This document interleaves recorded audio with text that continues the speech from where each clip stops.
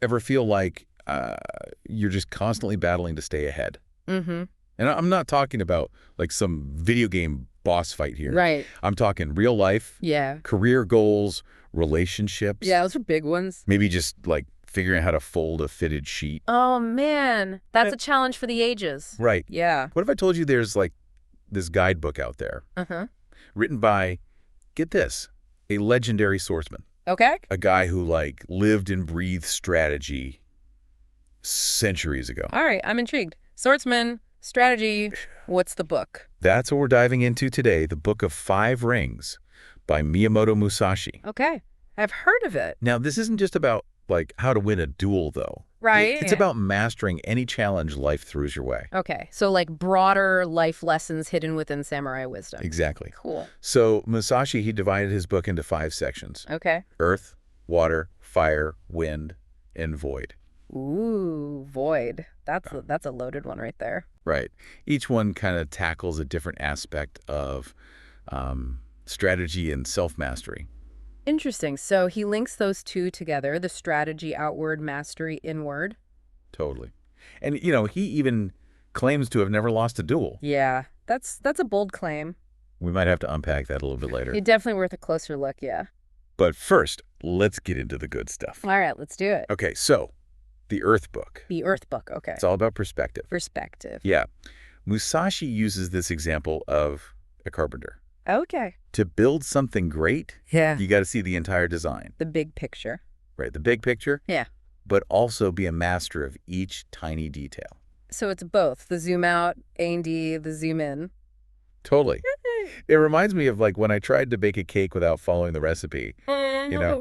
What happened? Let's just say attention to detail is important. Yeah, I think we've all been there. Sometimes those details come back to bite you. Totally, they do. But when you nail them, that's where the magic happens, right? Oh, absolutely. It's that combination, like you said, broad vision and precise execution that makes all the difference. I mean, think about a project at work. Oh, yeah, totally. You need to understand that overall goal, right? Yeah. But you also got to be able to focus on the individual tasks, the little things to actually get there. Exactly. Otherwise, it's just a big, beautiful idea that never quite comes together. 100%. Okay, moving on to the water book. Water book, all right. Flow state, I'm guessing? This is where, like, Musashi's own innovation comes in. Oh, okay. This is his thing. He talks about his two-sword style, Nitinichi Ryu. 2 swords. Wow, okay. And it wasn't just about having, like, an extra weapon, though. Right. Had to be more to it than that. It was about fluidity, Ah, I see. about adapting to your opponent's moves, Interesting. like water finding its way around an obstacle. Yeah, you can't be rigid against the flow. You got to move with it. Exactly. He even describes how the swords themselves should, like, flow together. Oh, wow. Almost like an extension of your own body. Okay. Have you ever felt so in tune with something it felt like that? I think there are moments when everything just clicks Yeah. and you're not even thinking, you're just doing It's them. like you become the instrument, not the player. Yeah, that's a good way to put it. It's amazing. It is. And it's fascinating how he connects that physical mastery with mental agility. Yeah. He's basically saying you can't be rigid in your thinking either. Right. You got to stay flexible. You have to be ready to shift, to adjust your approach as the situation demands. Which is so relevant today, right? Oh, tell me about it. Like, think about how fast technology changes. Yeah, You kind of have to be in constant, like, water book mode just to keep up. absolutely. You blink and suddenly the latest gadget is obsolete. Yeah, it's crazy. It's like Musashi predicted the age of information overload back in the 1600s. Right. Speaking of timing, Oh, are you segueing us into the firebook already? Things are heating up. So this one's less about, like, actual fire okay. I had a feeling. and more about, well, imagine you're at a party, right? Hey, I'm with you. Knowing when to tell a joke, Yeah. when to listen, Mm-hmm. when to, like, gracefully make your exit. That's Musashi's fire. Ah, I see. It's about reading the room. Exactly. That social intelligence, knowing when to act, when to hold back. It's like he's saying, even in a crowded room, you're still strategizing. He's talking about sensing the rhythm of a situation, Oh, I like that. recognizing the opportune moment to act, just like, in a sword fight. Mhm. But this applies to so many things. Negotiating a raise, even knowing when to send that text message Ooh, yeah. instead of calling. Good point. Good point. Okay, so we're all about reading the room now. I can get behind that. Makes me think Musashi would have been the most interesting guy at any party. I'd imagine so. Holding everyone captivated with tales of strategy and swordsmanship. Right, while also knowing exactly when to excuse himself and leave everyone wanting more. Exactly. And that awareness, it extends beyond just individual interactions, too. Oh, tell me more. In the Win book, Musashi emphasizes the importance of knowing your competition. Oh, interesting. Like really knowing them, inside and out. Okay. It's true, he gets pretty detailed about different swordsmanship schools, their strengths, weaknesses. It's like he was putting together a competitor analysis report. Right. But, centuries ago, Way ahead of his time. he understood that knowledge is power. Mm-hmm. The more you understand your field, your rivals, Right. the better equipped you are to succeed. That's as relevant in today's business world as it was on the battlefield. Makes sense. All right, now for the most mysterious of the bunch. The void. Ah, yes. The void. This one had me scratching my head, but I'm not going to lie. Really? How come? It's not about, like, physical techniques. Right. Or even strategy in the traditional sense. Okay, so we're going deeper. It's about emptiness. The void. A concept that's perplexed philosophers and warriors for centuries. Right.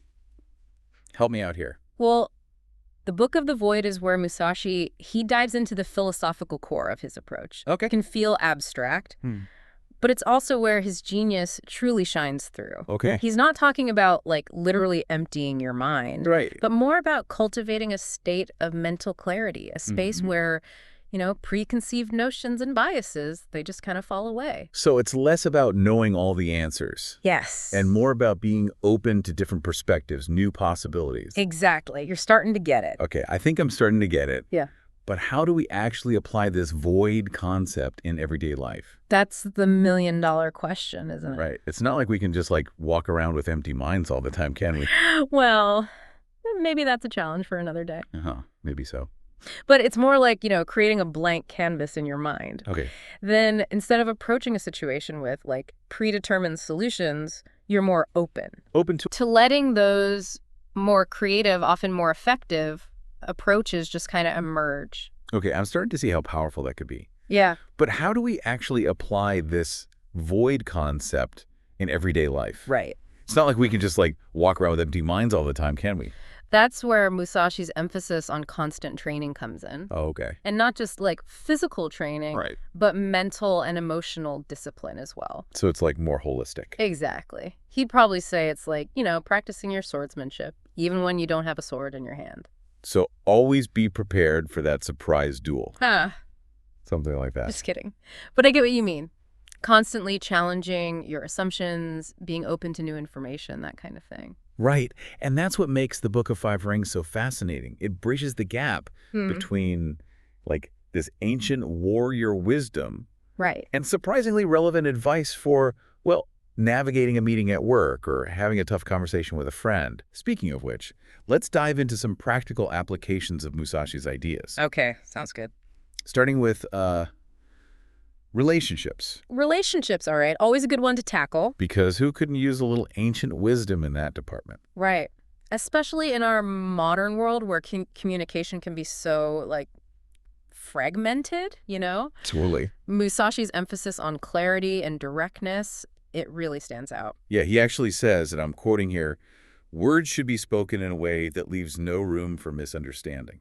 Ooh, I like that. Right. Straight to the point. No beating around the bush. I feel like that needs to be printed on, like, a throw pillow or something. Right. Though it might make texting a bit more challenging. True. But the point is, clear communication, it's crucial. And it goes beyond just, choosing the right words. Oh, totally. It reminds me of what we were saying about the Fire book, knowing when to speak, when to listen. Yes. That's huge in relationships. Absolutely. Musashi would say it's about being attuned to the other person, understanding their perspective, their rhythm, so to speak. So basically, put down your phone, make eye contact, and actually listen to your partner. It's revolutionary, isn't it? Groundbreaking stuff here, Musashi. Timeless advice, more like it. But it's easy to forget in the heat of the moment. Very true. Very true. And that brings us to another area where Musashi's insights are surprisingly relevant. Okay, which is... Work and careers. Right, because this guy was all about mastery. And not just, okay, I learned that skill, check it off the list. No. It was about constantly refining your craft. He even compares it to a sharpening stone. Each challenge, each obstacle, it's an opportunity to refine your skills, I like that. to become even sharper. So even if you're, like, feeling stuck in a job, feeling like you're hitting a wall, Yeah. maybe that's just Musashi's way of saying time to sharpen your sword. Exactly. It's about embracing those challenges as opportunities for growth, for learning. And that's where his concept of distinguishing between gain and loss comes in. Okay, tell me more about this gain and loss thing. It sounds very philosophical. Well, Musashi believed that focusing solely on immediate wins or losses, Mm-hmm. it could cloud your judgment. Oh, okay. Instead, he encouraged looking at the bigger picture, the long-term gains that come from dedication, perseverance, even from setbacks. So maybe that loss is actually an opportunity for learning, for recalibrating your approach. Exactly. I'm starting to see how this all ties together. It does, doesn't it? And it's remarkable how these principles, rooted in ancient swordsmanship, can be applied to something as modern as, navigating our careers. Okay, I have to ask, Musashi and technology, did he even have, like, dial-up back then? Uh-huh. Of course not. But that's the beauty of his work. The core principles, adaptability, innovation, strategic thinking, those are timeless. That's true. You think Musashi would have been all over the latest tech gadgets if you were around today? You know what? I think you're right. Right. He was a pioneer in his own time, developing like a revolutionary two-sword style when everyone else was stuck in their ways. He was all about breaking the mold, finding a new edge. I think he'd thrive in our fast-paced, tech-driven world. Absolutely. Always pushing boundaries, exploring new possibilities. I can just picture him now scrolling through social media with one hand, writing code with the other, all while contemplating the void. Maybe not exactly. Okay, fair enough. But I think you've hit on something important. Musashi's teachings, particularly the Book of the Void, they offer like a valuable counterpoint to our hyper-connected world. You mean finding that sense of stillness, of clarity amidst all the digital noise? Precisely. And that's a skill I think we all need to cultivate, now more than ever. Right. Like, he's reminding us to find that off switch, even if it's just for, like, a few minutes a day. Yeah, just a little bit of space to breathe. To quiet the noise and reconnect with that inner sense of, clarity, that void, which honestly is a battle in itself these days. It really is. But that struggle, that pursuit of balance, that's something I think Musashi would appreciate, Totally. He understood that mastery, it's not about achieving some static state of perfection. Right. It's a constant process of refining, adapting, always striving for something greater. And that's what makes the Book of Five Rings so much more than just like a historical artifact. Yeah, totally. It's a guidebook, for that journey. Yeah. For anyone who's ever felt that pull towards self-improvement, towards reaching their full potential. That's a universal human drive, isn't it? I think so. That desire to become something more. Whether it's on the battlefield or, the boardroom. Exactly. And while the world Musashi lived in might seem a world away, right? Mm-hmm. The challenges he faced, competition, uncertainty, that constant need for adaptation, those resonate deeply with our own experiences. It's like deep down, we're all just samurai warriors trying to navigate the complexities of life, right?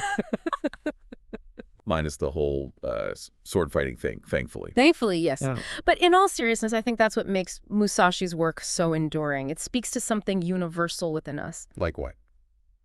That desire to find clarity amidst chaos, to master ourselves and our circumstances. It's a timeless message, Yeah. Even if it comes from a guy who dedicated his life to a profession that, thankfully, most of us don't have to worry about anymore. Right. I mean, I'm all for personal growth, but I think I'll stick with my yoga mat and meditation app for now. Mm-hmm. No disrespect to Musashi and his two swords, of course. None taken. But speaking of Musashi, there's one more point I think is worth mentioning, especially as we, wrap up our depth dive. Okay, what's up? We've talked about his strategic brilliance, his philosophical insights, Mm-hmm. but there's also this, strong current of self-belief that runs through his work. Oh, absolutely. Yeah. This guy was nothing if not confident in his abilities. But it wasn't arrogance, was it? No, not at all. It felt more like this unwavering belief in his own potential, Exactly. which he cultivated through, years of rigorous training and self-reflection. It wasn't just handed to him. He worked for it, cultivated it. And that's, I think, an important takeaway for our listeners. Musashi's story reminds us that mastery in any field, it begins with cultivating that inner belief. Yes. That sense of, I can do this, even when faced with challenges or setbacks. That's so important because we all face those challenges, Oh, right? yeah, all the time. It's that inner belief that helps us persevere, helps us push through, and ultimately achieve those goals. It's like he's saying, yeah, the world might throw some curveballs your way, but you have what it takes to, hit them out of the park. Okay, maybe not in those exact words, but you get the idea. I do, and that's a powerful message, one that I think we can all benefit from hearing, regardless of what battlefield we find ourselves on. So well said. Well, folks, we've journeyed through ancient Japan, unpacked centuries-old wisdom, and hopefully sparked some new insights along the way. But as with all good deep dives, we're left with more to explore, more to ponder. If you're intrigued by what you heard today, I highly encourage you to check out the Book of Five Rings for yourself. This was just a taste, a starting point for your own exploration of Musashi's fascinating world. And as always, keep exploring, keep questioning, and keep that mind of yours sharp.